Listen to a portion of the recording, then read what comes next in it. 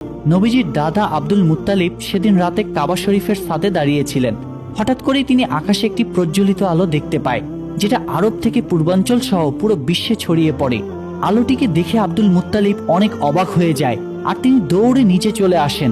এখানে তিনি দেখেন যে কাবা শরীফের ভিতরে বিভিন্ন পূজারীদের রাখা যে ৩৬০টি মূর্তি ছিল সেগুলো সব মাটির দিকে নত হয়ে ভেঙে পড়ছে।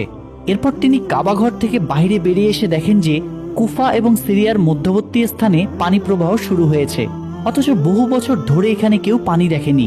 ঠিক তখনই আব্দুল মুত্তালিবের তার ঘরের দিকে চোখ পড়ে। তিনি এখানে দেখতে পায় আজকে তার ঘরের মধ্য থেকে অদ্ভুত এক ধরনের নূরের আলো বের হচ্ছে, যেটা এর আগে তিনি কখনো কোনোদিন দেখেনি।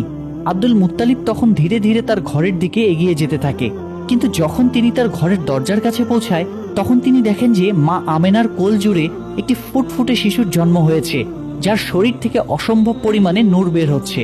আব্দুল মুত্তালিবের চোখে তা দেখে পানি চলে আসে, কারণ সেই সময় আরবের অন্ধকার সমাজে প্রদীপের আলো হয়ে আসেন নবীজি মোহাম্মদ সাল্লাল্লাহু আলাইহি ওয়াসাল্লাম।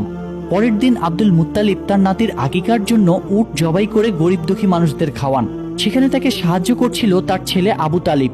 তখন সেখানে আবু তালিবের বড় ভাই অর্থাৎ নবীজির আরেক চাচা আবুল লাহাব আসেন।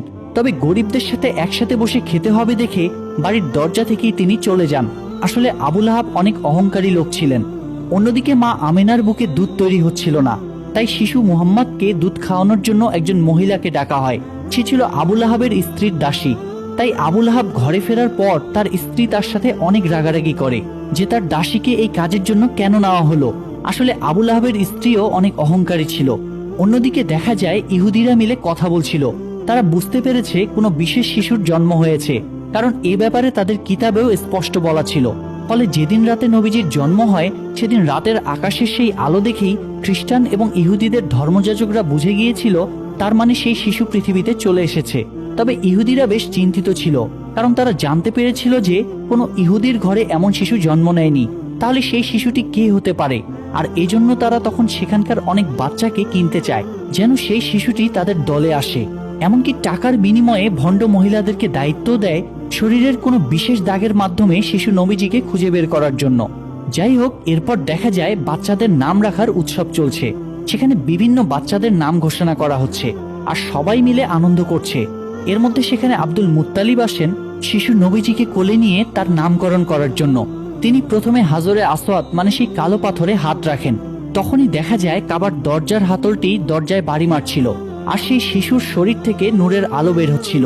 আব্দুল মুত্তালিব তখন সবার সামনে জনসম্মুখে শিশুটির নাম ঘোষণা করে মুহাম্মদ। এটা শুনে সেখানে থাকা বিভিন্ন গোত্রের মানুষেরা বলাবলি করতে থাকে যে এটা আবার কি নাম, এটি তো আমাদের কোনো দেবদেবীর নামের সাথে মিলে না। আসলে মুহাম্মদ নামটি কেউ আগে কোনোদিন শুনেনি তারা, তাই মানুষজন এটা নিয়ে কথা বলাবলি করছিল। তখন সেখানে আবু তালিব সবার সামনে এসে বলে, হে লোক সকল, তোমরা থামো, এই শিশুটির নামকরণ করা হয়ে গিয়েছে আর তোমরা তা পরিবর্তন করতে পারবে না। এই বলে তিনি সবাইকে থামিয়ে দেন এবং সবাই তা স্বাচ্ছন্দ্যে মেনে নেন।